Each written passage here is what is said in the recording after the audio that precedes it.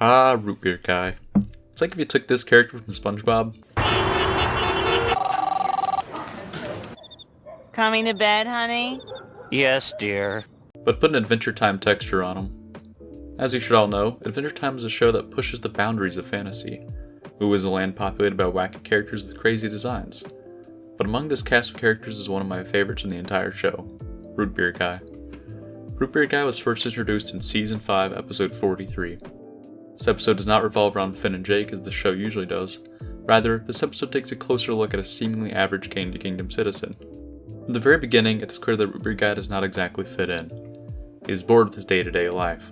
He is unenthusiastic about his work, and it is suggested that he is anxious about the outside world.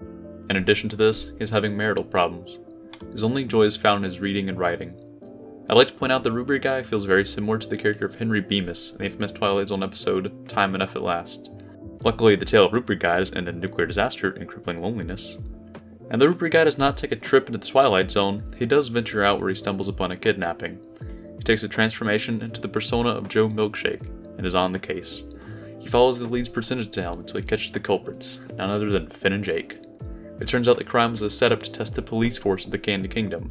They failed miserably, but Root Beer Guy succeeded. After Root Beer Guy solves the mystery, he is promoted and finds happiness.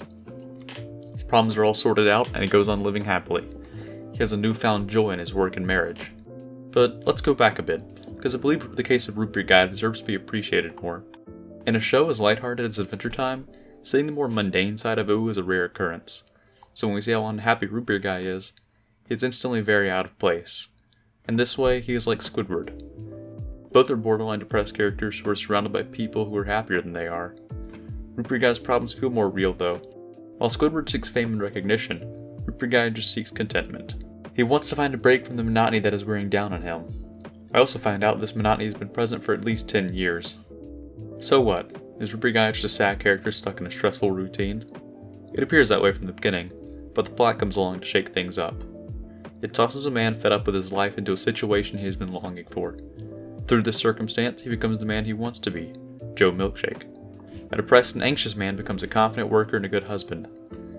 It's important to remember that he always had these traits in him. It took a fake kidnapping to draw these aspects out of his character, but it did nonetheless. What can we learn here? What is this episode trying to teach the viewer? Well, we should strive for happiness in our work and relationships.